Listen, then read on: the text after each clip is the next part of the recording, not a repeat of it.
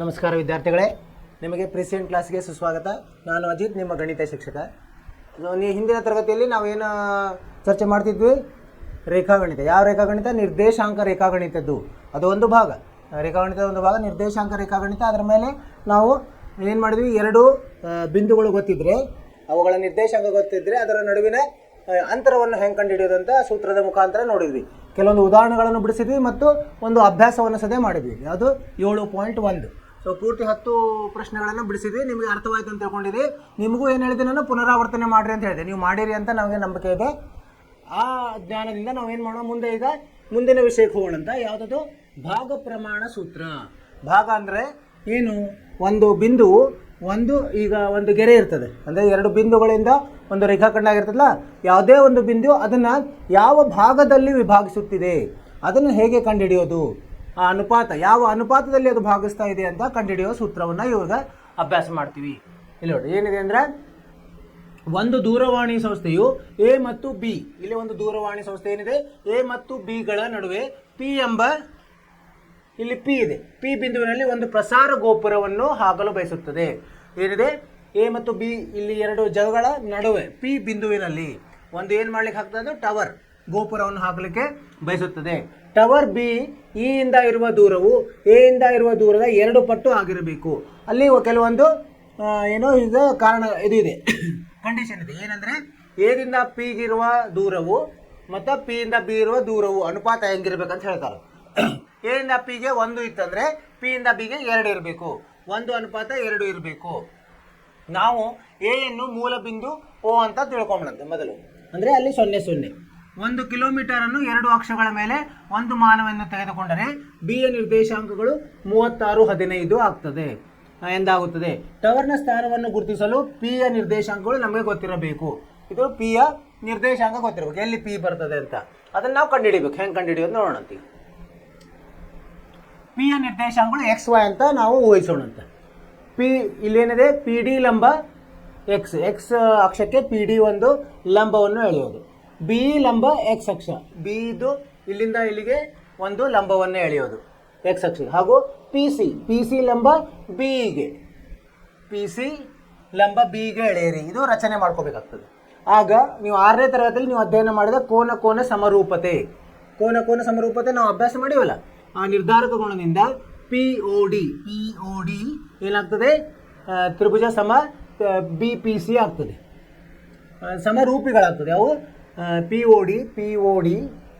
D ಮತ್ತು P B C ಹೇಗಾದ್ರೆ ಹೇಳ್ರಿ? ಇಲ್ಲಿ ಇದು ಲಂಬ ಕೋನ ಇದೆ, ಆಮೇಲೆ ಇಲ್ಲಿ ಕೋನಗಳು ಸಮ ಆಗ್ತದೆ. ಯಾಕಂದರೆ ಅದು ಇದು ಇದೆ, ಎರಡು ಬಾಹುಗಳು ಹೆಂಗಿದಾವೆ? ಅನುಪಾತಗಳು ಸರಿಯಾಗಿದೆ. 1:2 ಅದೇ ಥರ ಇರ್ತದೆ ಅನುಪಾತ. ಎದಕ್ಕಂದರೆ, ಆದ್ದರಿಂದ ಒ ಡಿ ಭಾಗಲಬ್ಧ ಪಿ ಸಿ ಸಮ ಏನಾಗ್ತದೆ? ಒ ಬಿ ಭಾಗಲಬ್ಧ ಪಿ ಬಿ ಆಗ್ತದೆ. ಅನುರೂಪ ಬಾಹುಗಳು ಎಷ್ಟಾಗ್ತದೆ? 1/2. ಪಿ ಡಿ ಭಾಗಲಬ್ಧ ಬಿ ಸಿ ಸಮ ಏನಾಗ್ತದೆ? ಒ ಪಿ ಭಾಗಲಬ್ಧ ಎಲ್ಲಿದೆ? ಇಲ್ಲಿದೆ. ಒ ಪಿ ಭಾಗಲಬ್ಧ ಪಿ ಬಿ 1/2 ಆಗ್ತದೆ. ಈಗ ಒ ಪಿ ಅನ್ನು ಈಗ ಎಷ್ಟಾಯಿತು? ಎಕ್ಸ್ ಭಾಗಲಬ್ಧ 36 ಋಣ ಎಕ್ಸ್. ಆ ಬಿಂದುಗಳನ್ನು ಅಲ್ಲಿ ಎಕ್ಸ್ ಇದರಲ್ಲಿ ತೊಗೊಂಡಾಗ ಎಕ್ಸ್ ಭಾಗಲಬ್ಧ 36 ಋಣ ಎಕ್ಸ್ ಸಮ 1/2. ವಾಯ್ನು ಹಾಗೆ ಬರ್ತದೆ. ವಾಯ್ ಭಾಗಲಬ್ಧ 15 ಋಣ ವಾಯ್ ಸಮ 1/2. ಯಾಕಂದರೆ ಪಿ ಇದ್ದು ಬಿಂದುಗಳು 36, 15 ಅಂತ ತೊಗೊಂಡಿದ್ವಿ ನಾವು. ಈ ಸಮೀಕರಣದಿಂದ ಸಿಗೋದೇನೆಂದರೆ ಎಕ್ಸ್ 12 ಮತ್ತು ವಾಯ್ 5. ಒ ಪಿ ಅನುಪಾತ ಪಿ ಬಿ ಸಮ 1:2 ಎಂಬ ನಿಬಂಧನೆಗೆ ಪಿ 12 ಮತ್ತು 5 ಆಗ್ತದೆ. ಪಿ ಬಿಂದು ನಿರ್ದೇಶಾಂಕ ಎಷ್ಟು ಬರ್ತದೆ? 12, 5 ಹೊಂದಾಣಿಕೆ ಆಗುತ್ತದೆ.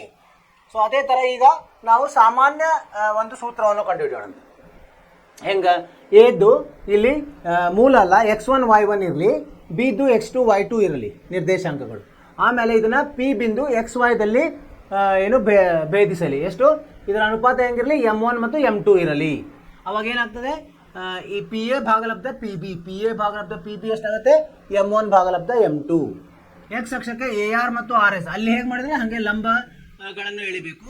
ಆಮೇಲೆ ಎ ಕ್ಯೂ ಮತ್ತು ಪಿ ಸಿಗಳನ್ನು ಎಳಿಬೇಕು. ಎ ಕ್ಯೂ ಮತ್ತು ಪಿ ಸಿ ಲಂಬಗಳನ್ನು ಎಳೆದು ಅಲ್ಲಿ ಏನಾಗುತ್ತೆ? ತ್ರಿಭುಜ ಪಿ ಎ ಕ್ಯೂ ಸಮರೂಪ ಪಿ ಬಿ ಇದು ಬಿ ಪಿ ಸಿ ಆಗ್ತದೆ. ಯಾಕಂದ್ರೆ ಇದು ಲಂಬ ಕೋನ ಆಗ್ತದೆ, ಆಮೇಲೆ ಇದು ಒಂದು ಕೋನಗಳು ಸಮಕೋನ ಆಗ್ತದೆ. ಯಾಕಂದ್ರೆ ಇದು ಸಮಾಂತರ ಇರೋದ್ರಿಂದ ಎ ಕೋನ ಪಿ ಕೋನ ಸಮ ಇರ್ತದೆ. ಸೊ ಅದರಿಂದ ಏನಂತ ಹೇಳ್ಬೋದು ನಾವು, ತ್ರಿಭುಜ ಪಿ ಎ ಕ್ಯೂ ಸಮರೂಪ ತ್ರಿಭುಜ ಪಿ ಬಿ ಸಿ. ಅವಾಗ ಅನುರೂಪ ಬಾಹುಗಳ ಅನುಪಾತ ತಗೊಂಡಾಗ ಪಿ ಎ ಭಾಗಲಬ್ಧ ಬಿ ಪಿ ಸಮ ಎ ಕ್ಯೂ ಭಾಗಲಬ್ಧ ಪಿ ಸಿ ಸಮ ಪಿ ಕ್ಯೂ ಭಾಗಲಬ್ಧ ಬಿ ಸಿ ಆಗ್ತದೆ. ಅಲ್ಲಿ ನಾವು ಬೆಲೆಗಳನ್ನು ತಗೊಂಡಾಗ ಏನು ಎಕ್ಸ್ ಮತ್ತು x1, y ಮತ್ತು y1, XY ಬೆಲೆಗಳನ್ನು ಅಲ್ಲಿ ಆದೇಶಿಸಿದಾಗ ನಮಗೆ ಏನು ಬರ್ತದೆ, ಎ ಕ್ಯೂ ಬೆಲೆ ಎಕ್ಸ್ ಋಣ x1, ಪಿ ಸಿ ಬೆಲೆ x2 ಋಣ x ಬರ್ತದೆ, ಪಿ ಕ್ಯೂ ಬೆಲೆ y ಋಣ y1 ಬರ್ತದೆ, ಆಮೇಲೆ ಬಿ ಸಿ ಬೆಲೆ y2 ಋಣ y ಬರ್ತದೆ. ಸೊ ಆದ್ದರಿಂದ m1 ಭಾಗಲಬ್ಧ m2 ಹೆಂಗೆ ಬರ್ತದೆ, ಎಕ್ಸ್ ಋಣ x1 ಭಾಗಲಬ್ಧ x2 ಋಣ x, y ಋಣ y1 ಭಾಗಲಬ್ಧ y2 ಋಣ y. ಅಂದರೆ ಇದನ್ನು ಎಕ್ಸ್ ರೂಪದಲ್ಲಿ ನಾವು ಎಕ್ಸನ್ನು ಕಂಡುಹಿಡಬೇಕಂದ್ರೆ ಪಿ ಮತ್ತು ಪಿ ಇದ್ದು XY ಕಂಡುಹಿಡಬೇಕಲ್ಲ, ಅದನ್ನು ಮಾರ್ಪಡಿಸಿದಾಗ ಎಷ್ಟು ಬರ್ತದೆ ಅಂದರೆ ಎಕ್ಸ್ ಸಮ m1 x2 plus m2 x1 ಭಾಗಲಬ್ಧ m1 plus m2 ಬರ್ತದೆ. ಇದು ನೆನ್ಪಿಟ್ಕೋಬೇಕು ನಾವು. ಪಿ ಬೆಲೆ ಹೆಂಗೆ ಕಂಡುಹಿಡಿಯೋದು, ಪಿ XY ಕಂಡುಹಿಡಿಬೇಕು ನಾವು. ಪಿ XY ಹೆಂಗೆ ಕಂಡುಹಿಡಿತೀವಿ, ಪಿ ಎಕ್ಸ್ ಅನ್ನು m(x2) m1 x2 plus m2 x1 ಭಾಗಲಬ್ಧ m1 plus m2. ಇನ್ನೊಂದು y ಹೆಂಗೆ ಕಂಡುಹಿಡಿಯೋದು, m1 y2 ಸಂಕಲನ m2 y1 ಭಾಗಲಬ್ಧ m1 plus m2 ಅಂತ. ಇವನ್ನ ನಾವು ಬೆಲೆಗಳನ್ನು ಆದೇಶಿಸಿದಾಗ ನಮಗೆ ಇದರ ಉತ್ತರ ಬರ್ತದೆ. ಇದನ್ನು ನೆನ್ಪಿಡ್ಕೋಬೇಕು. ಇದು ಸೂತ್ರ, ಇದು ಎಕ್ಸ್ ಇದ್ದು ಸೂತ್ರ, ಇದು y ಇದ್ದು ಸೂತ್ರ. ಅರ್ಥವಾಯ್ತು ವಿದ್ಯಾರ್ಥಿಗಳೇ? ನಾವು ಉದಾಹರಣೆಗಳನ್ನು ತಗೊಂಡಾಗ ಗೊತ್ತಾಗ್ತದೆ. ಇದಕ್ಕೇನಂತೀವಿ ನಾವು, ಭಾಗ ಪ್ರಮಾಣ ಸೂತ್ರ ಅಂತ ಹೇಳ್ತೀವಿ. ಭಾಗ ಪ್ರಮಾಣ ಸೂತ್ರ.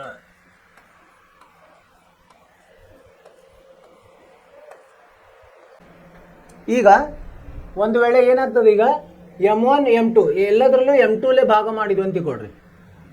ಎ ಪಿ ಮತ್ತು ಬಿಗಳಿಂದ y ಅಕ್ಷಕ್ಕೆ ಲಂಬಗಳನ್ನು ಎಳೆದು ಆ ಬಳಿಕ ಈ ಮೇಲಿಂದ ಮುಂದುವರೆದ್ರೆ ಕೂಡ ಇನ್ನೊಂದು ಸೂತ್ರ ಬರ್ತದೆ. ಏನಂದ್ರೆ ಈಗ m1 ಭಾಗಲಬ್ಧ m2 ಸಮ ಕೆ ಅಂತ ತಗೋಬಹುದು. ಒಂದು ಏನಂತೀರಿ ನೀವು, ಅದು ಒಂದು ಕಾನ್ಸ್ಟಂಟ್. ಅದನ್ನು ತಗೊಂಡಾಗ ಅಲ್ಲಿ ಏನು ಬರ್ತದೆ, ಎಕ್ಸ್ ಬೆಲೆ ಕೆ x2 ಪ್ಲಸ್ x1 ಭಾಗಲಬ್ಧ ಕೆ ಪ್ಲಸ್ 1 ಬರ್ತದೆ. ಆಮೇಲೆ y ಸಮ ಕೆ y2 ಸಂಕಲನ 1 ಭಾಗಲಬ್ಧ ಕೆ ಪ್ಲಸ್ 1. ಏನು ಇಲ್ಲಿ ಕೆ ಹೆಂಗೆ ಬಂತಂದರೆ, ಇದಕ್ಕೆ ಮೇಲೆ ಕೆಳಗೆ m2ಲೇ ಭಾಗಿಸಿದ್ದೀವಿ ನಾವು. ಅವಾಗ ಇಲ್ಲಿ ಏನಾಯ್ತು, m1 ಭಾಗಲಬ್ಧ m2 plus x2 plus m2 ಭಾಗಲಬ್ಧ m2 ಅಂದರೆ 1 x1 ಭಾಗಲಬ್ಧ m1 ಭಾಗಲಬ್ಧ m2 ಅಂದರೆ ಕೆ ಸಂಕಲನ m2 ಭಾಗಲಬ್ಧ m2 1. ಆ ಥರ ಇದು ಸರಳವಾಗಿ ನಮಗೆ ಲೆಕ್ಕ ಮಾಡ್ಲಿಕ್ಕೆ ಸರಳ ಆಗ್ತದೆ ಈ ಥರ ನೆನ್ಪಿಟ್ಕೊಂಡ್ರೆ. ಆದರೆ ಕೆ ಅಂದ್ರೆ ಏನು, m1 ಭಾಗಲಬ್ಧ m2, ಇದು ನೆನ್ಪಿಟ್ಕೋಬೇಕು. ಅನುಪಾತ ಎಲ್ಲಿದೆ ನೋಡಿ. ಅಂದರೆ ಇದು ಅನುಪಾತ ಹೆಂಗಾಗ್ತದೆ, ಕೆ ಅನುಪಾತ 1 ಆದಾಗ, ಕೆ ಅಂದರೆ m1/m2. ಇನ್ನೊಂದು ನೋಡಿ, ವಿಶೇಷ ಪ್ರಕರಣ. ಒಂದು ರೇಖಾಖಂಡದ ಮಧ್ಯ ಬಿಂದುವನ್ನು ಕಂಡುಹಿಡಿಬೇಕು ನಾವು. ಮಧ್ಯ ಬಿಂದುವನ್ನು ಹೆಂಗೆ ಕಂಡುಹಿಡಿತೀವಿ, ಈ ಥರ ಒಂದು ರೇಖಾಖಂಡ ಇದೆ, ಈ ಥರ ರೇಖಾಖಂಡ ಇದೆ. ಇಲ್ಲಿ ಎ ಮತ್ತು ಬಿ ಇದೆ, ಪಿ ಅನ್ನೋದು ಮಧ್ಯ ಬಿಂದು. ಇದು ಹೆಂಗೆ, ಇಲ್ಲಿ x1 y1 ಇಲ್ಲಿ x2 y2 ಇತ್ತು. ಅವಾಗ ಇದು xy ಇತ್ತಂದರೆ ಇಲ್ಲಿ ಈ ಸಂದರ್ಭದಲ್ಲಿ ಏನಾಗ್ತದೆ, ಎಕ್ಸ್ ಬೆಲೆ ಹೆಂಗೆ ಕಂಡುಹಿಡಿಯೋದು, ಇಲ್ಲಿ ಎರಡು ಒಂದು ಕೆ ಬೆಲೆನೂ 1 ಆಗಿಬಿಡ್ತದೆ. ಅವಾಗ ಎಕ್ಸ್ ಬೆಲೆ ಹೆಂಗೆ ಕಂಡುಹಿಡ್ತೀವಿ ನಾವು, x2 ಸಂಕಲನ x1 ಭಾಗಲಬ್ಧ 2, y ಸಮ y2 ಸಂಕಲನ y1 ಭಾಗಲಬ್ಧ 2. ಇದು 3 ಸಂದರ್ಭಗಳು. ಒಂದು ಹಾಗೆ ಸಾಮಾನ್ಯ. ಆಮೇಲೆ ಕೆ ಬೆಲೆ ಬಂದಾಗ m1 ಭಾಗಲಬ್ಧ m2 ಕೆ ಬೆಲೆ ಅಂತ ತಗೊಂಡಾಗ ಅವಾಗ ಒಂದು ಸೂತ್ರ, ಆಮೇಲೆ ಮಧ್ಯ ಬಿಂದು ಕಂಡುಹಿಡಿದ ಒಂದು ಸೂತ್ರ. ಇವು 3 ಸೂತ್ರದ ಸಹಾಯದಿಂದ ನಾವು ಉದಾಹರಣೆಗಳನ್ನು ಮಾಡೋಣ. ಇಲ್ಲಿ ನೋಡಿ, ಇಲ್ಲಿಂದ ಶುರು. ಉದಾಹರಣೆ 6 ಏನಂತ ಹೇಳ್ತಾರೆ, 4 ಋಣ 3 ಮತ್ತು 8 5 ಬಿಂದುಗಳನ್ನು ಸೇರಿಸುವ ರೇಖಾಖಂಡವನ್ನು ಆಂತರಿಕವಾಗಿ 3 ಅನುಪಾತ 1 ಅನುಪಾತದಲ್ಲಿ ವಿಭಾಗಿಸುವ ಬಿಂದುವಿನ ನಿರ್ದೇಶಾಂಕಗಳನ್ನು ಕಂಡುಹಿಡಿಯಿರಿ. ಈಗ ನಾವೇನು ತೊಗೊಂಡ್ರಂತೆ, ಎ ಅಂದರೆ 4 ಋಣ 3 ತೊಗೊಂಡ, ಬಿ ಅಂದರೆ 8 5, ಪಿ ಅಂದರೆ XY ಅಂತ ತೊಗೊಂಡ. ಆಮೇಲೆ M1 ಅನುಪಾತ M2 ಎಷ್ಟು ಕೊಟ್ಟಿದ್ದಾರೆ ಅವರು? 3:1. ಇದನ್ನು ಕಂಡುಹಿಡಿಯೋದು ನಾವು. ಹೆಂಗೆ ಕಂಡುಹಿಡಿಯೋದು? ಸೂತ್ರವನ್ನು ಹಾಕೋದು ಸರಳವಾಗಿ ಬರ್ತದೆ. ಹೆಂಗೆ ನೋಡೋಣ ಅಂತೀವಿ. ಇಲ್ಲಿ ಎದಲ್ಲೂ X1 ಅಂತ ತೊಗೊಂಡಿದ್ವಿ. X1 4, Y1 ಋಣ 3, X2 8, Y2 5, ಸರಿನಾ? M1 3, M2 1, ಈ ಥರ ತೊಗೊಂಡು ಈಗ ಎಕ್ಸ್ ಬೆಲೆ ಕಂಡುಹಿಡಿಬೇಕು. ಎಕ್ಸ್ ಏನಂತ ಸೂತ್ರವೇನು? M2X1 ಅಥವಾ M1X2 ಈ ಥರ ತಗೊಂಡು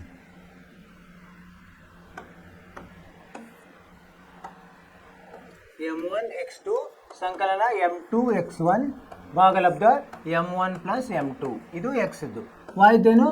M1Y2 ಸಂಕಲನ M2Y1.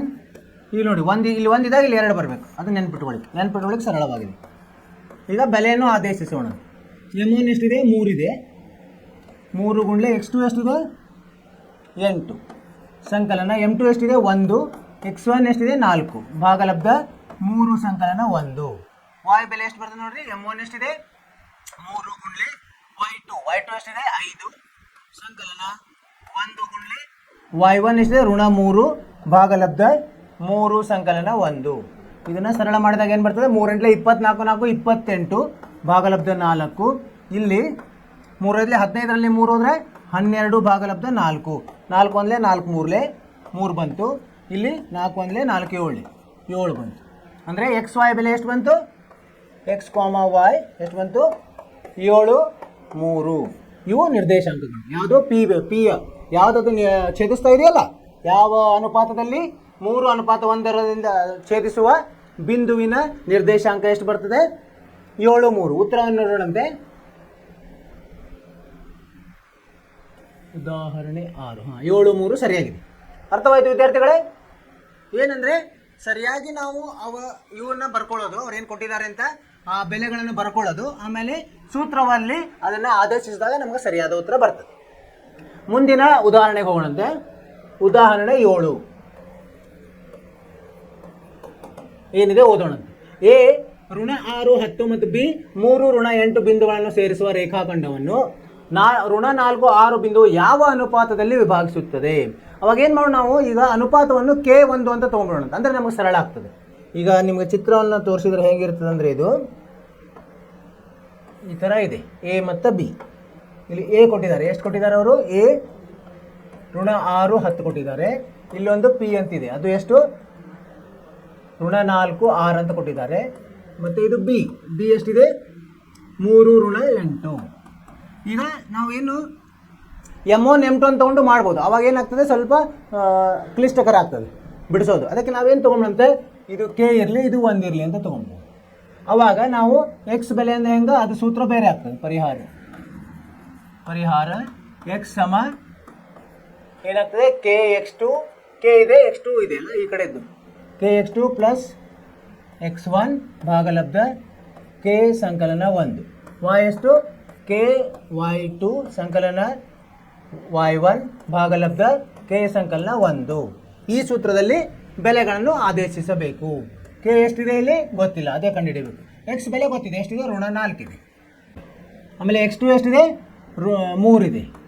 3 ಸಂಕಲನ X1 ಎಷ್ಟಿದೆ? ಋಣ 6 ಭಾಗಲಬ್ಧ K ಎಷ್ಟು ಗೊತ್ತಿಲ್ಲ, K ಸಂಕಲನ 1. ಇದೇ ಥರ Y ಬೆಲೆ ಅಂದರೆ ಪಿದ ಬೆಲೆ Y ಇದೆಷ್ಟು? 6 K ಗುಂಡ್ಲೆ Y2 ಎಷ್ಟಿದೆ? ಋಣ 8. ಇಲ್ಲಿದೆ ನೋಡಿ, ಇದು Y2 ಬರ್ಕೊಂಡ್ಬಿಡ್ಬೇಕಲ್ಲಿ. ಇಲ್ಲಿ ಬರ್ಕೊಂಡ್ರೆ ಸರಳ ಆಗ್ತದೆ. X1 ಋಣ 6, Y1 10, ಆಮೇಲೆ ಇದು X ಋಣ 4, Y 6, X2 3, Y2 ಋಣ 8. ಈ ಥರ ಬರ್ಕೊಂಡ್ಬಿಟ್ರೆ ನಮಗೆ ಬೆಲೆಯನ್ನು ಆದೇಶಿಸಲಿಕ್ಕೆ ಸರಳ ಆಗ್ತದೆ. ಸಂಕಲನ Y1 ಎಷ್ಟು ಬಂದಿದೆ? Y1 10 ಭಾಗಲಬ್ಧ K ಸಂಕಲನ 1. ಇರಲಿ, 2 ಕಡೆ K ಸಂಕಲನ 1 ಇದೆ. ಈಗ K ಸಂಕಲನವನ್ನು ಈ ಕಡೆ ತೊಗೊಂಡು ಹೋಗೋಣಂತೆ. ಇದೇನಾಯಿತು? 3K ಋಣ 6 ಭಾಗಲಬ್ಧ ಋಣ 4 ಆಗ್ತದೆ. ಇದು K ಸಂಕಲನವನ್ನು ಇಲ್ಲಿ ತೊಗೊಂಡ ಋಣ 8k ಸಂಕಲನ 10 ಭಾಗಲಬ್ಧ 6. ಈಗ ನೋಡಿ ಎರಡು ಕಡೆ ಕೆ ಸಂಕಲನ 1 ಕೆ ಸಂಕಲನ 1 ಇದು 1 ಇದು 2 1 2 ಸಮ ಮಾಡ್ಬೋದು 1 ಸಮ 2 ಅವಾಗ ಏನಾಗ್ತದೆ ಇದು ಋಣ 4 ಮೇಲೆ ತೊಗೊಂಡೋದ್ರೆ 6 ಋಣ 3k ಆಗ್ತದೆ ಭಾಗಲಬ್ಧ 4 ಸಮ ಇದೇನಾಯಿತು ಋಣ 8k ಸಂಕಲನ 10 ಭಾಗಲಬ್ಧ 6. ಈಗೇನು ಮಾಡೋಣ ಕತ್ತರಿಯಲ್ಲಿ ಗುಣಿಸೋಣಂತೆ ಇದು ಗುಣಿಸಿದ್ರೆ ಏನು ಬರ್ತದೆ 6 6 36 ಋಣ 18k ಸಮ ಇದು ಏನಾಗ್ತದೆ ಋಣ 32k ಸಂಕಲನ 40. ಈಗ ಋಣ 32k ಆ ಕಡೆ ಹೋದರೆ ಧನ 32k ಆಗ್ತದೆ ಅಂದರೆ ಎಷ್ಟು ಉಳಿತದೆ 14k ಉಳಿತದೆ. ಆಮೇಲೆ ಇದನ್ನ 36ನ ಈ ಕಡೆ ತೊಗೊಂಡೋದ್ರೆ ಋಣ 36 40ರಲ್ಲಿ 36 ಹೋದರೆ ಎಷ್ಟು ಉಳಿತದೆ 4 ಉಳಿತದೆ. ಕೆ ಬೆಲೆ ಎಷ್ಟು ಬರ್ತದೆ 4 ಭಾಗಲಬ್ಧ 14 2 2 2 7 2 ಭಾಗಲಬ್ಧ 7 ಆಯಿತು. ಆದ್ದರಿಂದ ಕೆ ಏನಾಗ್ತದೆ ಕೆ ಬೆಲೆ 2 7 ಅಂದರೆ ಈಗ ಅನುಪಾತ ಹೇಗೆ ಆಗ್ತದೆ ನಮ್ಮದು ಅನುಪಾತ ಮುಂದಿನ ಇದರಲ್ಲಿ ಬರೀತೀನಿ. ಅನುಪಾತ ಕೆ ಇಷ್ಟು 1 ಅಂತ ತೊಗೊಂಡ್ವಿ ಅಂದರೆ ಎಷ್ಟು ಕೆ ಎಷ್ಟು ಬಂತು ನಮಗೆ 2 ಭಾಗಲಬ್ಧ 7 1 ಅಂದರೆ 2 ಅನುಪಾತ 7 ಆಗಿ ಅಂದರೆ ಇದು ಅನುಪಾತ ಎಷ್ಟು ಬಂದಿದೆ ಇಲ್ಲಿ ಉತ್ತರ 2 ಅನುಪಾತ 7. ಅವರು M1 M2 ತೊಗೊಂಡಿದ್ದಾರೆ ಕೆ ಅಂತ ತೊಗೊಂಡು ಮಾಡ್ಬೋದು ಇಲ್ಲಿ ಮಾಡಿದ್ದಾರೆ ಕೆ ಆ ಥರ ಮಾಡಿದರೆ ಸರಳವಾಗಿ ಬರ್ತದೆ ಇಲ್ಲ ಅಂದರೆ ಸ್ವಲ್ಪ ದೊಡ್ಡದಾಗ್ತದೆ. ಇದು ಅನುಪಾತ ಹೆಂಗೆ ಮಾಡಿದ್ವಿ ನಾವು ನೋಡ್ರಿ ಇಲ್ಲಿ ಮೊದಲು ಅವ್ರು ಏನು ಕೊಟ್ಟಿದ್ದಾರಲ್ಲ ಎಲ್ಲ ಬರ್ಕೊಳ್ಳೋದು ಎಲ್ಲ ಬೆಲೆ x1 y1 xy x2 y2 ಬರ್ಕೊಳ್ಳೋದು. ಆಮೇಲೆ ಇದು ಅನುಪಾತವನ್ನು ಕೆ ಅನುಪಾತ 1 ಅಂತ ತೊಗೊಂಡ್ಬಿಟ್ರೆ ನಮ್ಗೆ ಸರಳ ಆಗ್ತದೆ ಆ ಥರ ತೊಗೊಂಡ್ವಿ. ಅವಾಗ ಈ ಸೂತ್ರವನ್ನು ಹಾಕಬೇಕು ಎಕ್ಸ್ ಅಂದ್ರೇನು ಕೆ x2 ಸಂಕಲನ x1 ಭಾಗಲಬ್ಧ ಕೆ ಸಂಕಲನ 1 y ಅಲ್ಲಿ ಕೆ y2 ಸಂಕಲನ y1 ಭಾಗಲಬ್ಧ ಕೆ ಸಂಕಲನ 1. ಇದನ್ನು ಬಿಡಿಸಿದಾಗ ಎರಡು ಬೇರೆ ಬೇರೆ ಇದು ಬರ್ತದೆ ಏನು ಸಮೀಕರಣಗಳು. ಆ ಸಮೀಕರಣ ಬಿಡಿಸಿದಾಗ ಕೆ ಬೆಲೆ ಬಂತು 2 ಅನುಪಾತ 7 ಅದು ಸರಿಯಾದ ಉತ್ತರ. ಅರ್ಥವಾಯಿತು ವಿದ್ಯಾರ್ಥಿಗಳೇ? ಈ ಇಂಥವುದೇ ಪ್ರಶ್ನೆಗಳು ಬರ್ತವೆ. ಇವು 3 ಅಂಕದ ಪ್ರಶ್ನೆ ಇರ್ತದೆ. ಈಗ ಉದಾಹರಣೆ 7 ಆಯಿತು 8 ಈಗ ಉದಾಹರಣೆ 8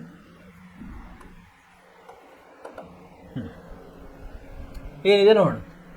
ಎ 2 ಋಣ 2 ಮತ್ತು ಬಿ ಋಣ 7 4 ಬಿಂದುಗಳನ್ನು ಸೇರಿಸುವ ರೇಖಾಖಂಡದ ತ್ರೈಭಾಜಕ ಬಿಂದುಗಳು ಅಂದರೆ 3 ಸಮಭಾಗಗಳು. ಇಲ್ಲಿ ನೋಡಿ 3 ಭಾಗ ಅಂದರೆ ಇನ್ನೂ 2 ಬಿಂದುಗಳು ಬರ್ತವೆ ಪಿ ಮತ್ತು ಕ್ಯೂ.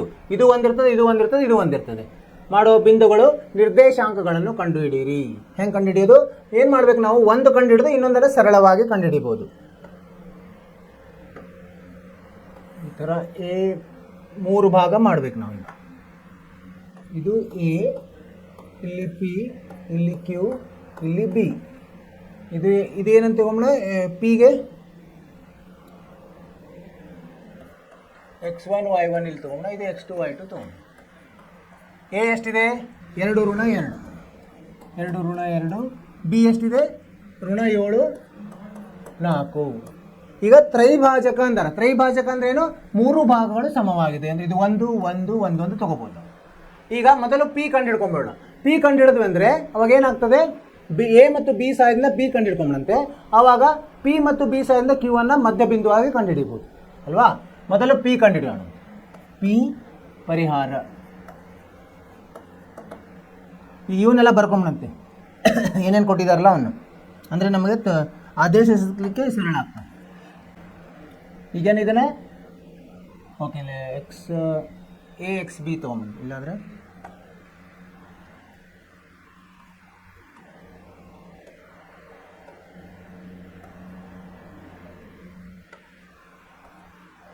ಇದನ್ನೇನಂತ ಅಂದರೆ ಇದು ಎಕ್ಸ್ ಪಿ ವೈ ಪಿ ಇದು Q X Q Y Q ಅಂತ ತಗೊಂಡು ಸರಿನಾ.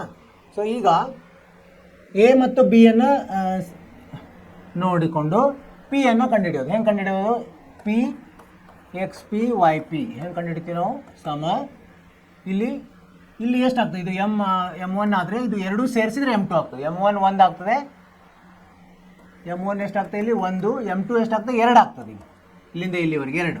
ಆಮೇಲೆ ಇದು x1 ಎಷ್ಟು 2 y1 ಋಣ 2 ಸರಿನಾ. ಆಮೇಲೆ x2 ಸಮ ಎಷ್ಟಾಗುತ್ತೆ? ಋಣ 7 y2 ಸಮ 4 ಆಗ್ತದೆ. ಇಲ್ಲಿ ಪಿ ಹೆಂಗೆ ನಾವು ಕಂಡುಹಿಡಿತೀವಿ? m1 ಅಥವಾ ಇದು m1 x2 ಸಂಕಲನ m2 x1 ಭಾಗಲಬ್ಧ m1 plus m2. ಇಲ್ಲಿ m1 y1 ಸಂಕಲನ m2 y1 m1 y2 ಭಾಗಲಬ್ಧ m2 y1 ಭಾಗಲಬ್ಧ m1 plus m2. ಈ ಸೂತ್ರ. ಇಲ್ಲಿ ಏನು ಮಾಡೋಣ ಅಂತ? ಪಿ m1 ಎಷ್ಟಿದೆ? 1 ಇದೆ. 1 ಗುಂಡ್ಲೆ x2 ಎಷ್ಟಿದೆ? x2 ಇಲ್ಲಿದೆ ನೋಡಿ, ಋಣ 7 ಸರಿನಾ? ಸಂಕಲನ m2 ಎಷ್ಟಿದೆ? 2 ಗುಂಡ್ಲೆ x1 ಎಷ್ಟಿದೆ? 2 ಭಾಗಲಬ್ಧ 1 ಸಂಕಲನ 2 ಕಾಮ m1 ಎಷ್ಟಿದೆ? 1 ಗುಂಡ್ಲೆ y2 ಅಂದರೆ ಬೀದ್ದು ತಗೋಬೇಕು. 4 ಸಂಕಲನ 2 ಗುಂಡ್ಲೆ ಋಣ 2 ಭಾಗಲಬ್ಧ 1 ಸಂಕಲನ 2. ಎಷ್ಟು ಬರುತ್ತೆ ನೋಡಿ ಇದು? ಪಿ ಋಣ 7 ಧನ 4 ಅಂದರೆ ಋಣ 3 ಭಾಗಲಬ್ಧ 3 ಕಾಮ ಇದು 4 ಋಣ 4 0 ಆಗಿಬಿಡುತ್ತೆ. 0 ಅಂದರೆ ಇದು ಪೂರ್ತಿ 0 ಆಯಿತು. ಅಂದರೆ ಏನು ಬಂತು ಇಲ್ಲಿ? ಪಿ ಋಣ 1 0. ಪಿ ಎಷ್ಟು ಬಂತು? ಋಣ 1 0. ಸೊ ಈ ಪಿ ಬಂದಮೇಲೆ ಕ್ಯೂ ಅನ್ನು ಸರಳವಾಗಿ ಕಂಡುಹಿಡ್ಬೋದು. ಹೆಂಗೆ ಕಂಡುಹಿಡ್ತೀವಿ ನಾವು? Q X Q Y Q ಮಧ್ಯ ಬಿಂದು ಅಂತ ಆಗ್ಬಿಡ್ತದೆ ಅದು. ಇದು x1 x2 ಆಗುತ್ತೆ. x1 ಅಂದರೆ ಎಕ್ಸ್ ಪಿ ಸಂಕಲನ x2 ಬಿದ್ದು x2 ಇದೆಯಲ್ಲ, x2 ಭಾಗಲಬ್ಧ 2. ಇದು ವೈ ಪಿ ಸಂಕಲನ y2 ಭಾಗಲಬ್ಧ 2. ಈ ಬೆಲೆಯನ್ನು ತೊಗೊಂಡಾಗ ಎಷ್ಟಾಗ್ತದೆ? ಕ್ಯೂ ಎಕ್ಸ್ ಪಿ ಎಷ್ಟು ಬಂದಿದೆ ನಮ್ಮದು? ಋಣ 1 ಬಂದಿದೆ. ಋಣ 1 ಸಂಕಲನ x2 ಎಷ್ಟಿದೆ? ಋಣ 7 ಇದೆ. ಋಣ 7 ಭಾಗಲಬ್ಧ 2 ಕಾಮ ವೈ ಪಿ ಎಷ್ಟಿದೆ? 0. y2 ಎಷ್ಟಿದೆ? 4 ಭಾಗಲಬ್ಧ 2. ಎಷ್ಟು ಬಂತಿದೆ? ಕ್ಯೂ ಋಣ 1 ಋಣ 7 ಋಣ 8. ಋಣ 8ರಲ್ಲಿ 2 ಭಾಗಿಸಿದ್ರೆ ಋಣ 4 ಬಂತು. ಇದು 4 ಭಾಗಲಬ್ಧ 2. ಪಿ ಬೆಲೆ ಎಷ್ಟು? ಕ್ಯೂ ಬೆಲೆ ಇದೆ. ಉತ್ತರವನ್ನು ನೋಡಂತ ಎಷ್ಟು ಬಂದಿದೆ ಅಂತ ನೋಡಿ. ಕ್ಯೂ ಬೆಲೆ ಎಷ್ಟು ನೋಡಿ? ಋಣ 1 0 ಋಣ 4 2. ಅರ್ಥವಾಯಿತು? ತ್ರೈಭಾಜಿಕ ಅಂದರೆ ಒಂದು ಬೆಲೆಯನ್ನು ಎ ಬಿ ಅನ್ನು ಹಿಡಿದು m1 m2 ಹೆಂಗೆ ತೊಗೋಬೋದು? m1 1 m2 2 ಅಂತ ತೊಗೊಂಡು ಪಿ ಬೆಲೆ ಕಂಡು ಹಿಡಿದ್ವಿ. ಆಮೇಲೆ ಪಿ ಮತ್ತು ಬಿ ಅನ್ನು ನೋಡಿ ಕ್ಯೂ ಬೆಲೆ ಕಂಡು. ಕ್ಯೂ ಹೇಗಾಗ್ತದೆ ಅವಾಗ? ಮಧ್ಯ ಆಗ್ತದೆ ಅದು ಪಿ ಮತ್ತು ಬಿಗೆ. ಸೊ ಮಧ್ಯವಾಗಿ ಮಧ್ಯದ ಸೂತ್ರವನ್ನು ಹಾಕಿ ಕ್ಯೂ ಬೆಲೆ ಕಂಡು ಹಿಡಿದು. ಇಲ್ಲಿ ಇಷ್ಟು ಉತ್ತರ. ಅರ್ಥವಾಯಿತು ವಿದ್ಯಾರ್ಥಿಗಳೇ? ನೀವು ಇದನ್ನು ಏನು ಮಾಡ್ತಾ ಇರಬೇಕು? ಅಭ್ಯಾಸ ಜಾಸ್ತಿ ಮಾಡಬೇಕು, ಅಂದರೆ ನಮಗೆ ತಪ್ಪೋದಿಲ್ಲ. ಉದಾಹರಣೆ, ಮುಂದಿನ ಉದಾಹರಣೆ ಹೋಗೋಣ. ಉದಾಹರಣೆ 9. 5 ಋಣ 6 ಮತ್ತು ಋಣ 1 ಋಣ 4 ಬಿಂದುಗಳನ್ನು ಸೇರಿಸುವ ರೇಖಾಖಂಡವನ್ನು y ಅಕ್ಷವು ಯಾವ ಅನುಪಾತದಲ್ಲಿ ವಿಭಾಗಿಸುತ್ತದೆ ಎಂಬುದನ್ನು ಕಂಡುಹಿಡಿಯಿರಿ. ಛೇದಕ ಬಿಂದುವಿನ ನಿರ್ದೇಶಾಂಕಗಳನ್ನು ಕಂಡುಹಿಡಿಯಿರಿ. ಇಲ್ಲಿ ಅನುಪಾತನೂ ಕೊಟ್ಟಿಲ್ಲ ಮತ್ತು ಅದು ಬಿಂದುದು ನಿರ್ದೇಶಾಂಕ ಕೊಟ್ಟಿಲ್ಲ. ಆದರೆ ಏನಂತ ಹೇಳಿದರೆ ಅದು y ಅಕ್ಷವನ್ನು ಭೇದಿಸ್ತಾ ಇದೆ. ಸೊ y ಅಕ್ಷದ ಮೇಲೆ ಏನಿರ್ತದೆ? x 0 ಇರ್ತದೆ. ಅದೊಂದು ನಮಗೆ ಅನುಕೂಲ ಆಗ್ತದೆ. ಇಲ್ಲೇನು ಮಾಡೋಣಂತೆ? ಎ ಅಂತ ತೊಗೊಂಡಂತೆ ಎ ಎಷ್ಟು? 5 ಋಣ 6. ಬಿ ಎಷ್ಟು? ಋಣ 1 ಋಣ 4. ಪಿ ಹೇಗಿರ್ತದೆ? 0 ಮತ್ತು y ಇರ್ತದೆ. y ಅಕ್ಷದ ಮೇಲೆ ಏನು? x ಬೆಲೆ 0 ಇರ್ತದೆ. ಇದರ ಅನುಪಾತ ಕಂಡುಹಿಡಿಬಹುದು. ಈಗ ಅನುಪಾತ ಏನಂತ ತಗೊಂಡಂತೆ ಅನುಪಾತ ಕೆ ಅನುಪಾತ 1 ಇರಲಿ ಅಂತ ಬರೆಯೋಣ.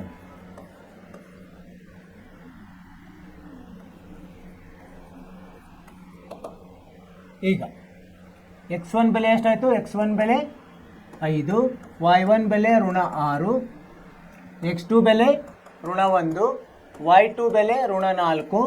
ಆಮೇಲೆ ಇದು x ಬೆಲೆ 0, y ಬೆಲೆ yನ ಕಂಡುಹಿಡಿದ್ವಿ. ಆಮೇಲೆ ಇದು ಕೆ ಮತ್ತು ಇದು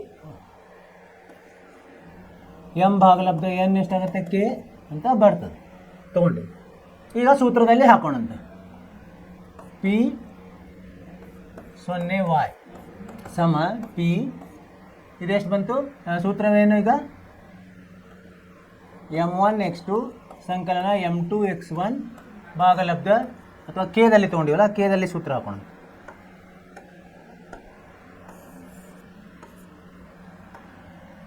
K x2 plus k x1 ಭಾಗಲಬ್ಧ ಕೆ ಪ್ಲಸ್ 1. ಇಲ್ಲಿ ಕೆ y2 ಸಂಕಲನ y1 ಭಾಗಲಬ್ಧ ಕೆ ಪ್ಲಸ್ 1 ಪಿ ಕೆ ಗೊತ್ತಿಲ್ಲ. x2 ಎಷ್ಟಿದೆ ನೋಡಿ, x2 1 ಇದೆ, ಋಣ 1 ಗುಂಡ್ಲೆ ಆಗ್ತದೆ, ಋಣ 1 ಕೆ ಗುಂಡ್ಲೆ ಋಣ 1 ಸಂಕಲನ x1 ಎಷ್ಟಿದೆ 5 ಭಾಗಲಬ್ಧ ಕೆ ಸಂಕಲನ 1.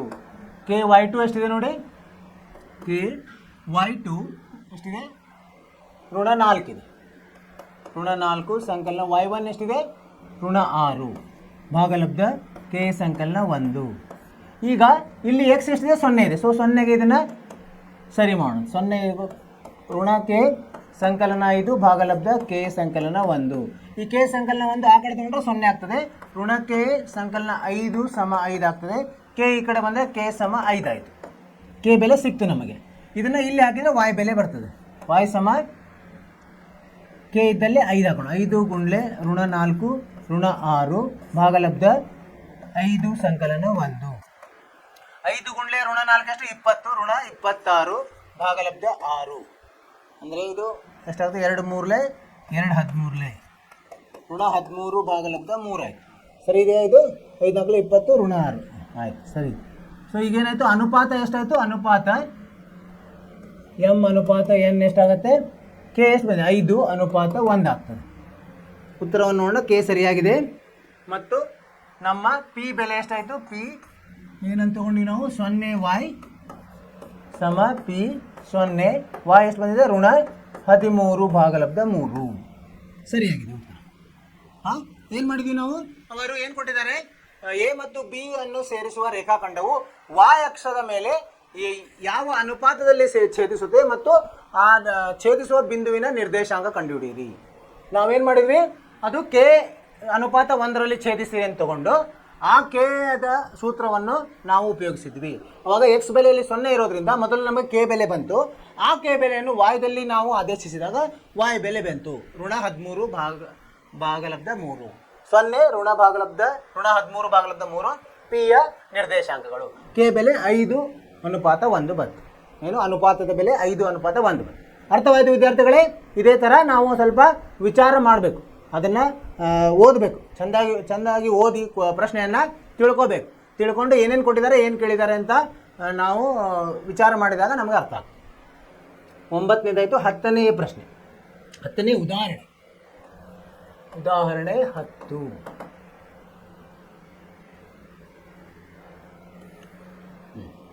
A 6 1 B 8 2 C 9 4 D P 3 ಬಿಂದುಗಳು ಸಮಾಂತರ ಚತುರ್ಭುಜದ ಅನುಕ್ರಮ ಶೃಂಗಗಳಾದರೆ ಪಿಯ ಬೆಲೆಯನ್ನು ಕಂಡುಹಿಡಿಯಿರಿ.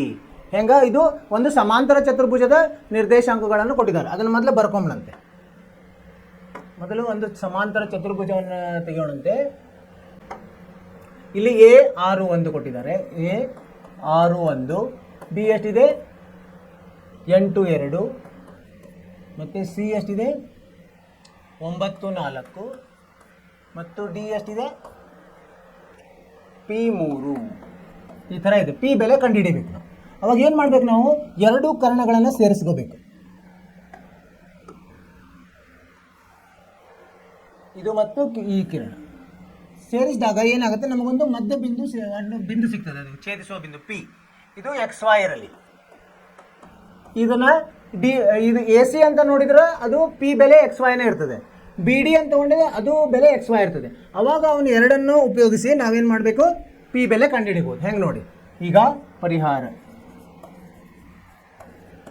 ಎ ಸಿಯ ಪಿಯನ್ನು PXY ಇಲ್ವಾ, PXYಯನ್ನು ಎ ಸಿ ಅಂತ ತೊಗೊಂಡು ನೋಡೋಣಂತೆ ಹೆಂಗೆ ಬರ್ತದೆ. ಮಧ್ಯ ಬಿಂದು ಆಗಿರೋದ್ರಿಂದ ನಮಗೆ ಗೊತ್ತಿದೆ, ಸಮಾಂತರ ಚತುರ್ಭುಜದಲ್ಲಿ ಏನಾಗ್ತದೆ, ಕರ್ಣಗಳು ಏನು ಒಂದಕ್ಕೊಂದು ಏನು ಅರ್ಧವಾಗಿ ಛೇದಿಸ್ತವೆ. ಅಂದರೆ ಡಿ ಪಿ ಸಮ ಬಿ ಪಿ ಇರ್ತದೆ, ಎ ಪಿ ಸಮ ಪಿ ಸಿ ಇರ್ತದೆ. ಇದು ನಮಗೆ ಗುಣಧರ್ಮ ಗೊತ್ತಿರಬೇಕು.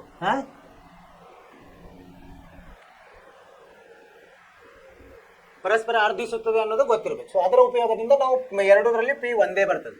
ಅಂದರೆ ಈಗ ಹೆಂಗ ನಾವು ಎ ಸಿ, ಈಗ ಇಲ್ಲಿ ಏನು ಮಾಡ್ತೀವಿ ನಾವು, ಮೊದಲು ಎ ಸಿ ಅನ್ನು ನೋಡೋಣ. ಎ ಸಿ ತಗೊಂಡಾಗ ಏನಾಗುತ್ತೆ, ಇದು 6 ಪಿ 6 ಸಂಕಲನ 9 ಭಾಗಲಬ್ಧ 2 ಮತ್ತು ವಾಯು ಎಷ್ಟು ಬರ್ತದೆ, ಒಂದು ಸಂಕಲನ 4 ಭಾಗಲಬ್ಧ 2 ಆಗ್ತದೆ. ಅಂದರೆ ಎಷ್ಟಾಯ್ತು ಇದು ಪಿ 915 ಭಾಗಲಬ್ಧ 2, 5 ಭಾಗಲಬ್ಧ 2 ಆಯ್ತು.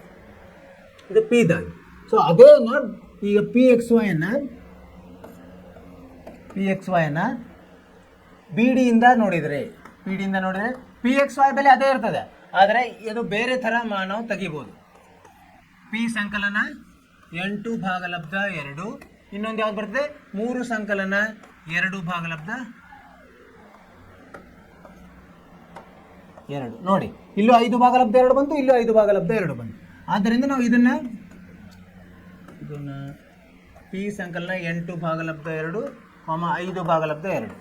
ಈಗ ನೋಡಿ ಇವೆರಡು ಬಿಂದುಗಳು ಒಂದೇ, ಇದು 1 ಮತ್ತು 2 ಒಂದೇ ಇರ್ತದೆ ಮಧ್ಯ ಬಿಂದು. ಆದ್ದರಿಂದ ಇದನ್ನ ನಾವು ಸಮ ಮಾಡಬಹುದು. ಪಿ ಸಂಕಲನ 8 ಭಾಗಲಬ್ಧ 2 ಸಮ 15 ಭಾಗಲಬ್ಧ 2. 2 ಹೋಗಿ ಪಿ ಬೆಲೆ ಎಷ್ಟು ಬರ್ತದೆ, 15 ಋಣ 8 ಅಂದರೆ 7 ಬರ್ತದೆ. ಪಿ ಬೆಲೆ 7. ನೋಡಿ ಪಿ ಬೆಲೆ ಸರಿ ಬಂದಿದೆ 7. ಏನು ಮಾಡಿದ್ವಿ ನಾವು ಇಲ್ಲಿ, ಸಮಾಂತರ ಚತುರ್ಭುಜ ಅವ್ರು ಕೊಟ್ಟಿದ್ರೆ ಅದರ ಕರ್ಣಗಳನ್ನು ಅವು ಎಲ್ಲಿ ಛೇದಿಸ್ತವೆ, ಅರ್ಧದಲ್ಲಿ ಛೇದಿಸ್ತವೆ. ಆ ಗುಣಧರ್ಮವನ್ನು ಉಪಯೋಗಿಸಿ ನಾವು ಇಲ್ಲೇ ಕಂಡುಹಿಡಿದ್ವಿ. ಆ ಗುಣಧರ್ಮದಿಂದ ನಮಗೇನಾಯಿತು, ಮೊದಲು ಎ ಸಿಯನ್ನು ತಗೊಂಡು ನಾವು ಪಿ ಬೆಲೆ ಕಂಡುಹಿಡಿದ್ವಿ, ಅಲ್ಲಿ ಪಿ ಬೆಲೆ ಬಂದುಬಿಡ್ತು. ಆ ಪಿ ಬೆಲೆಯನ್ನು ಬಿ ಡಿಯಲ್ಲಿ ನಾವು ಹಾಕಿದಾಗ ಅಲ್ಲಿ ಪಿ ಬೆಲೆ ಸಿಗ್ತದೆ. ಯಾಕಂದರೆ ಎಕ್ಸ್ ಬೆಲೆ ಅಲ್ಲಿ ಪಿದಲ್ಲಿದೆ, ಪಿ ಬೆಲೆ ಸಿಕ್ತು, ಅದಕ್ಕೆ ಸಮ ಮಾಡಿದ್ವಿ. ಏನು ಎ ಸಿಯಲ್ಲಿ ಎಕ್ಸ್ ಬೆಲೆಗೆ ಸಮ ಮಾಡಿದಾಗ ನಮಗೆ ಪಿ ಬೆಲೆ, ಎರಡರಲ್ಲಿ ಪಿ ಬೆಲೆ, ಆದ್ದರಿಂದ ಅದು ನಮಗೆ ಪಿ ಬೆಲೆ ಸಿಗುತ್ತೆ. ಅರ್ಥವಾಯಿತು ವಿದ್ಯಾರ್ಥಿಗಳೇ? ಉದಾಹರಣೆ ಇದು ಹೇಗಂದರೆ, ಅಭ್ಯಾಸ ಜಾಸ್ತಿ ಮಾಡಿದಂಗೆ ನಮಗೆ ಅದರ ನಮ್ಮಲ್ಲಿ ಕರಗತ ಆಗ್ತಾ ಹೋಗ್ತದೆ. ಪ್ರಾಕ್ಟೀಸ್ ಜಾಸ್ತಿ ಮಾಡಬೇಕು. ಸೊ ಈ ಜ್ಞಾನದಿಂದ ನಾವು ಅಭ್ಯಾಸ 7.2ಕ್ಕೆ ಹೋಗೋಣ.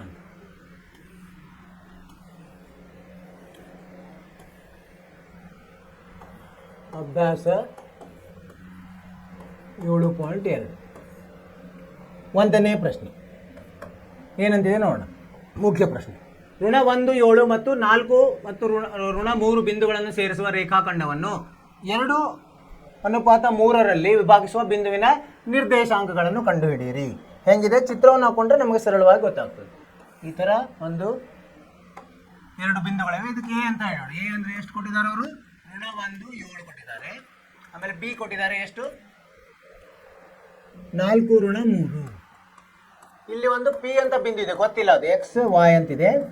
ಇದು ಹೇಗೆ ಅಂತ ಕೊಟ್ಟಿದ್ದಾರೆ ಅವರು, ಅನುಪಾತ ಕೊಟ್ಟಿದ್ದಾರೆ, 2 ಮತ್ತು 3 ಅನುಪಾತದಲ್ಲಿ ಛೇದಿಸ್ತದೆ. ಅವಾಗ ಪಿ ಬೆಲೆ ಕಂಡುಹಿಡಿಯಿರಿ ಅಂತ ಹೇಳಿದ್ದಾರೆ. ನಾವು ಅವ್ರು ಏನು ಕೊಟ್ಟಿದ್ದಾರೆ ಅವನ್ನ ಬರ್ಕೊಂಬಿಡಂತೆ. x1 ಎಷ್ಟಿದೆ, ಋಣ 1 ಇದೆ. y1 ಎಷ್ಟಿದೆ, 7 ಇದೆ. ಮತ್ತು x2 ಎಷ್ಟಿದೆ, 4. y2 ಎಷ್ಟಿದೆ, ಋಣ 3. ಆಮೇಲೆ ಇವೆರಡು ಅನುಪಾತವನ್ನು ಹೆಂಗೆ ತೊಗೋತೀರೋ, m1 2, m2 3.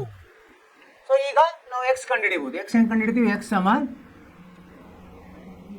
m1 x2 ಸಂಕಲನ m2 x1 ಭಾಗಲಬ್ಧ m1 ಸಂಕಲನ m2. ಅದೇ ಥರ y ಹೆಂಗೆ, m1 y2 ಸಂಕಲನ m1 ಬಂದಾಗ y2 ಬರೀಬೇಕು, m2 ಇದ್ದಾಗ y1 ಬರೀಬೇಕು. y1 ಭಾಗಲಬ್ಧ m1 ಸಂಕಲನ m2. ಏನಂದರೆ ಇಲ್ಲಿ ಸೂತ್ರವನ್ನು ನೆನಪಿರೋದು ತುಂಬ ಮುಖ್ಯ. m1 ಎಷ್ಟಿದೆ, 2 ಇದೆ. 2 ಗುಂಡ್ಲೆ x2 ಎಷ್ಟಿದೆ, 4. ಸಂಕಲನ m2 ಎಷ್ಟಿದೆ, 3. ಸಂಕಲನ x1 ಎಷ್ಟಿದೆ, ಋಣ 1 ಭಾಗಲಬ್ಧ 2 ಸಂಕಲನ 3. ಅದೇ ಥರ ವಾಯುದಲ್ಲಿ m1 ಎಷ್ಟಿದೆ, 2 ಗುಂಡ್ಲೆ y2 ಋಣ 3 ಸಂಕಲನ m1 ಎಷ್ಟಿದೆ, 2 ಗುಂಡ್ಲೆ m1 ಇದು m2 ಸರ್. ಇದು m1 m2 ಎಷ್ಟಿದೆ, 3 ಇದೆ ಅಲ್ವಾ, 3 ಗುಂಡ್ಲೆ y1 ಎಷ್ಟಿದೆ, 7 ಭಾಗಲಬ್ಧ 2 ಸಂಕಲನ 3. ಎಷ್ಟು ಬರ್ತದೆ ಇದು, 4 8, 8ರಲ್ಲಿ 3 ಹೋದ್ರೆ 5 ಭಾಗಲಬ್ಧ 5 ಆಯಿತು ಸಮ 1. ಇಲ್ಲಿ ಎಷ್ಟು ಬರ್ತದೆ, ಋಣ 6. 21ರಲ್ಲಿ 6 ಹೋದರೆ ಎಷ್ಟು ಬಂತು, 15 ಭಾಗಲಬ್ಧ 5 ಅಂದರೆ 3 ಬಂತು. ಸೊ ನಮಗೆ ಪಿ ಎಕ್ಸ್ ವೈ ಬೆಲೆ ಬಂತು. ಪಿ ಎಕ್ಸ್ ವೈ ಎಷ್ಟು ಬರ್ತದೆ, ಸಮ ಪಿ 1 3. ಉತ್ತರವನ್ನು ನೋಡಂತ ಸರಿಯಾಗಿದೆ ಏನಂತ. 1 3 ಸರಿಯಾದ ಉತ್ತರ. ಏನು ಮಾಡ್ಬೇಕು ನೀವು, ಏನೇನು ಕೊಟ್ಟಿದ್ದಾರೆ ಅದನ್ನು ಚಿತ್ರದ ರೂಪದಲ್ಲಿ ರಚಿಸ್ಕೊಂಡ್ಬಿಡ್ಬೇಕು. ಅಂದರೆ ಈಗ ರೇಖಾಖಂಡ ಅಂದರೆ ರೇಖಾಖಂಡವನ್ನು ರಚಿಸಬೇಕು, ಅಂದರೆ ನಮಗೆ ಅರ್ಥವಾಗ್ತದೆ ಬೇಗ. ಅದನ್ನು ರಚಿಸಿ ಅವರು ಪಿ ಬೆಲೆ ಕಂಡುಹಿಡಿಯಲಿಕ್ಕೆ ಹೇಳಿದ್ದಾರೆ, ಅನುಪಾತ ಕೊಟ್ಟಿದ್ದಾರೆ. ಸೊ ಇದೆಲ್ಲ ಬೆಲೆಗಳನ್ನು ಬರ್ಕೋಬೇಕು. x1 ಬೆಲೆ, y1 ಬೆಲೆ, x2 ಬೆಲೆ, y2 ಬೆಲೆ, m1 ಬೆಲೆ, m2 ಬೆಲೆ ಇದೆಲ್ಲ ಬರ್ಕೊಂಡು ಸೂತ್ರವನ್ನು ಬರ್ಕೋಬೇಕು. ಸೂತ್ರ ತುಂಬ ಮುಖ್ಯ ಆಗ್ತದೆ ಇಲ್ಲಿ. ಸೊ ಇಲ್ಲಿ m1 m2 ಗೊತ್ತಿದ್ದಾಗ ಈ ಸೂತ್ರವನ್ನು ಉಪಯೋಗಿಸಬೇಕು. ಯಾವುದು x ಸಮ m1 x2 ಸಂಕಲನ m2 x1 ಭಾಗಲಬ್ಧ m1 ಸಂಕಲನ m2, y ಬೆಲೆ m1 y2 ಸಂಕಲನ m2 y1 ಭಾಗಲಬ್ಧ m1 ಸಂಕಲನ m2. ಇದನ್ನು ಉಪಯೋಗಿಸಿ ಸರಳ ಮಾಡಿದಾಗ ನಮಗೆ p ಬೆಲೆ ಸಿಗ್ತದೆ. ಎಷ್ಟು ಬಂತು? 1 3 ಸರಿಯಾದ ಉತ್ತರ. ನಿಮಗಿದು ಅರ್ಥವಾಯಿತು ಅಂತ ತಿಳ್ಕೊಂಡಿನ ವಿದ್ಯಾರ್ಥಿಗಳೇ. ಏನಾದರೂ ನಿಮಗೆ ಸಂದೇಹ ಇದ್ದರೆ ನಮಗೆ ಮೆಸೇಜ್ ಮಾಡಿರಿ. ಎರಡನೇ ಪ್ರಶ್ನೆಗೆ ಹೋಗೋಣಂತೆ. ಎರಡನೇ ಮುಖ್ಯ ಪ್ರಶ್ನೆ ಏನಂತಿದ್ದಾರೆ? 4 ಋಣ 1 ಮತ್ತು ಋಣ 2 ಋಣ 3 ಬಿಂದುಗಳನ್ನು ಸೇರಿಸುವ ರೇಖಾಖಂಡದ ತ್ರೈಭಾಜಕ ಬಿಂದುಗಳು. ನಾವು ಒಂದು ಉದಾಹರಣೆ ಮಾಡಿದ್ವಿ, ಅದೇ ಥರ ಇದು ಮಾಡೋಣ. ಈಗ ಒಂದು ಚಿತ್ರವನ್ನು ಬಿಡಿಸಿದರೆ ನಮಗೆ ಅರ್ಥ ಆಗ್ತದೆ. ಈ ಥರ ಚಿತ್ರವನ್ನು ಬಿಡಿಸೋದು. ಇಲ್ಲಿ ಎ ಅಂದರೆ ಏನು ತಗೊಂಡ? 1ನೇ ಬಿಂದು 4 ಋಣ 1, ಇಲ್ಲಿ ಇದು ಗೊತ್ತಿಲ್ಲ, ಇದು ಗೊತ್ತಿಲ್ಲ, ಇದು ಪಿ, ಇದು ಕ್ಯೂ ಅಂತ ತಗೊಂಡು. ಇಲ್ಲಿ ಬಿ ಎಷ್ಟು ಅಂತಿದೆ ಕೊಟ್ಟಿದ್ದಾರೆ? ಋಣ 2 ಋಣ 3 ಅಂತ ಕೊಟ್ಟಿದ್ದಾರೆ. ಇದು 1 ಇದು 1 ಇದು 1. ಸರಿನಾ? ಈಗ ಬರ್ಕೊಂಬಿಡ. x1 ಇದು x1 ಪರಿಹಾರ. x1 ಎಷ್ಟಿದೆ? 4, y1 ಎಷ್ಟು? ಋಣ 1. ಈಗ m ಬೆಲೆ ಎಷ್ಟಾಗ್ತದೆ? 1 ಆಗ್ತದೆ. m1 ಬೆಲೆ 1, m2 ಬೆಲೆ 2, ಇಲ್ಲಿಂದ ಇಲ್ಲಿವರೆಗೆ. ಅಂದರೆ ಪಿ ಕಂಡುಹಿಡಿತಾ ಇದ್ದೀವಿ ಈಗ. ಆಮೇಲೆ x2 ಎಷ್ಟಿದೆ? ಋಣ 2, y2 ಎಷ್ಟು? ಋಣ 3. ಸೊ ಈಗ ಪಿ ಬೆಲೆ ಕಂಡುಹಿಡಿಯೋಣ. ಪಿ ಎಕ್ಸ್ ವೈ ಏನೇನು ಬರ್ತದೆ? ಪಿ m1 x2 ಸಂಕಲನ m1 x1 ಅಲ್ಲ m2 x2 ಭಾಗಲಬ್ಧ m1 ಸಂಕಲನ m2.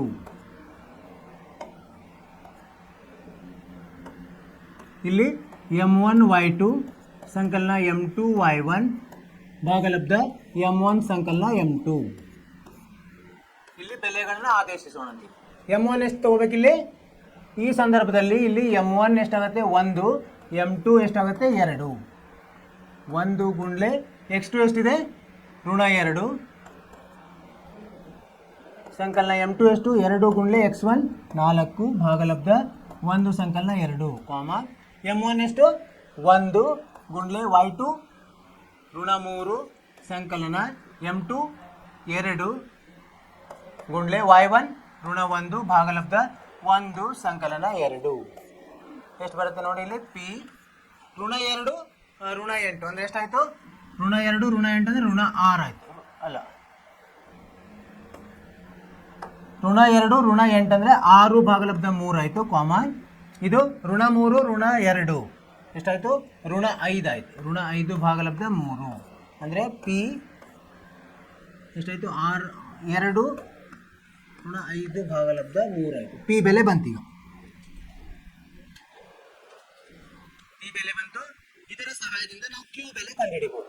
ಕ್ಯೂ ಬೆಲೆ ಹೆಂಗೆ ಕಂಡುಹಿಡ್ತೀವಿ? ಇದು ಕ್ಯೂ ಎಕ್ಸ್ ವೈ. ಕ್ಯೂ ಹೇಗಾಗ್ತದೆ? ಪಿ ಮತ್ತು ಬಿ ಯ ಮಧ್ಯ ಬಿಂದು ಆಗ್ತದೆ. ಸೊ ಅವಾಗ ಇದು x2, ಇದು ಪಿ ಅನ್ನು x1 ಅಂತ ತಗೊಳ್ಳೋದು. ಅಂದರೆ 2, x1 ಎಷ್ಟು ಬಂದಿದೆ? 2 ಬಂದಿದೆ. 2 ಸಂಕಲನ ಇದರ x2 ಎಷ್ಟು? ಇದು x1, x2 ಎಷ್ಟಿದೆ? ಋಣ 2 ಇದೆ. ಋಣ 2 ಭಾಗಲಬ್ಧ 2. y ಎಷ್ಟಾಗ್ತದೆ? ಇದು ಋಣ 5 ಭಾಗಲಬ್ಧ 3 ಸಂಕಲನ ಋಣ 3 ಭಾಗಲಬ್ಧ 2. ಎಷ್ಟಾಯ್ತು? ಇದು 2ರಲ್ಲಿ 2 ಅಂದರೆ 0, ಇದು 0 ಬಂತು. ಇಲ್ಲಿ ಏನಾಗ್ತದೆ? 5 3 ಇದು ಆಗ್ತದೆ. ಏನು ಪ್ಲಸ್ 3 3 9 ಋಣ 9 ಋಣ 5 ಋಣ 14 ಭಾಗಲಬ್ಧ 3 2 6 ಆಗ್ತದೆ. ಅಂದರೆ 2 7 2 3 ಎಷ್ಟಾಯಿತು? 0 ಕಾಮ ಋಣ 7 ಭಾಗಲಬ್ಧ 3 ಆಗ್ತದೆ. ಇದು ಕ್ಯೂ ಬೆಲೆ ಸರಿಯಾಗಿದೆ. ಪಿ ಬೆಲೆ ಇದು ಸರಿಯಾಗಿದೆ. ಕ್ಯೂ ಬೆಲೆ ಇದು ಸರಿಯಾಗಿದೆ. ಏನು ಮಾಡಿದ್ವಿ ನಾವಿಲ್ಲಿ? ಅವ್ರು ಏನು ಹೇಳಿದ್ದಾರೆ? 2 ಬಿಂದುಗಳನ್ನು ಸೇರಿಸುವ ರೇಖಾಖಂಡದ ತ್ರೈಭಾಜಕಗಳನ್ನು ಕಂಡಿದ್ದು. ತ್ರೈಭಾಜಕಗಳಂದರೆ 3 ಭಾಗಗಳಾಗಿ ಏನು ವಿಭಾಗಿಸುವ ಬಿಂದುಗಳು. ಅಂದರೆ 3 ಭಾಗಗಳನ್ನು 2 ಬಿಂದುಗಳು ವಿಭಾಗಿಸ್ತವೆ. ಪಿ ಕ್ಯೂ ಅಂತ ತೊಗೊಂಡ್ವಿ. ಅವಾಗ ಪಿ ಅನ್ನು ಹೆಂಗೆ ಕಂಡುಹಿಡಿದ್ವಿ? ಮೊದಲು ಇಲ್ಲಿ m1 1 ಆಗ್ತದೆ, m2 ಇದು ಪೂರ್ತಿ ಆಗ್ತದೆ ಅಂದರೆ 2. ಸೊ ಅದನ್ನು ತೊಗೊಂಡು ನಾವು ಪಿ ಕಂಡುಹಿಡಿದ್ವಿ ಸೂತ್ರದಲ್ಲಿ ಹಾಕಿ. ಅದು ಎಷ್ಟು ಬಂತು? 2 ಋಣ 5 ಭಾಗಲಬ್ಧ 3 ಬಂತು. ಅದನ್ನು ಪಿ ಅನ್ನು ಹಿಡಿದು ಪಿ ಮತ್ತು ಬಿ ಅನ್ನು ನೋಡಿಕೊಂಡು ಕ್ಯೂ ಅನ್ನು ಕಂಡುಹಿಡಿದ್ವಿ. ಸರಳವಾಗಿ ಹೆಂಗೆ ಕಂಡುಹಿಡಿಬೋದು? ಮಧ್ಯಬಿಂದು ಆಗ್ತದೆ. ಯಾಕಂದರೆ ಇದು ಒಂದಿದೆ, ಇದು ಮಧ್ಯಬಿಂದು ಆಗ್ತದೆ. ಅದನ್ನು ಮಧ್ಯಬಿಂದು ಸೂತ್ರದಲ್ಲಿ ಹಾಕಿ ಕಂಡುಹಿಡಿದ್ವಿ. ಅದು ಎಷ್ಟು ಬಂತು? 0 ಋಣ 7 ಭಾಗಲಬ್ಧ 3. ಸೊ ಇಲ್ಲಿವರೆಗೆ 2 ಪ್ರಶ್ನೆಗಳನ್ನು ಮಾಡಿದ್ವಿ. ಇನ್ನೂ ಎಷ್ಟಿದೆ? 8 ಪ್ರಶ್ನೆಗಳಿವೆ. ನೀವೇನು ಮಾಡಿರಿ, 3 ರಿಂದ 5 ಒಳಗೆ 3, 4, 5, 6 4 ಪ್ರಶ್ನೆಗಳನ್ನು ಮನೆ ಕೆಲಸ ಅಂತ ತಗೊಳ್ರಿ. ಇದೇನು 2 ಪ್ರಶ್ನೆಗಳನ್ನು ಮತ್ತು ಉದಾಹರಣೆಗಳನ್ನು ಸಹ ನೀವು ಅಭ್ಯಾಸ ಮಾಡಬೇಕು. ಇಲ್ಲಿ ಮಾಡಿಸಿದ್ದನ್ನು ನೋಡಿ ಮತ್ತೊಮ್ಮೆ ಅಭ್ಯಾಸ ಮಾಡಿರಿ. ಮತ್ತು ನಿಮ್ಮ ಸ್ವಂತ ಬುದ್ಧಿಯಿಂದ 3 ರಿಂದ ಎಷ್ಟು ಮಾಡಬೇಕು? 3, 4, 5, 6 6ರವರೆಗೆ ನೀವೇನು ಮಾಡಬೇಕು? ಮನೆ ಕೆಲಸ ಮಾಡಬೇಕು. ಮಾಡಿರಿ. ನೀವು ಮಾಡ್ತೀರಿ ಅಂತ ನಂಗೆ ನಂಬಿಕೆ ಇದೆ. ನಿಮ್ಗೆ ಬರಲಿಲ್ಲ ಅಂದ್ರೆ ಮುಂದಿನ ತರಗತಿಯಲ್ಲಿ ಇದನ್ನು ಮತ್ತೆ ಚರ್ಚಿಸೋಣ. ಅಲ್ಲಿವರೆಗೆ ಏನು ಮಾಡಬೇಕು? ನೀವು ಪಠ್ಯೇತರ ಚಟುವಟಿಕೆಯಲ್ಲಿ ಭಾಗವಹಿಸಿ ಮತ್ತು ನಿಮ್ಮ ಆರೋಗ್ಯದ ಬಗ್ಗೆ ಕಾಳಜಿ ಇರಲಿ. ಎಷ್ಟು ಹೇಳ್ತಾ ಇವತ್ತಿನ ತರಗತಿಯನ್ನು ಮುಗಿಸ್ತಾ ಇದ್ದೀವಿ. ಮುಂದಿನ ತರಗತಿಯಲ್ಲಿ ಭೇಟಿಯಾಗೋಣ. ಅಲ್ಲಿವರೆಗೆ ನಿಮಗೆ ಶುಭವಾಗಲಿ. ನಮಸ್ಕಾರ.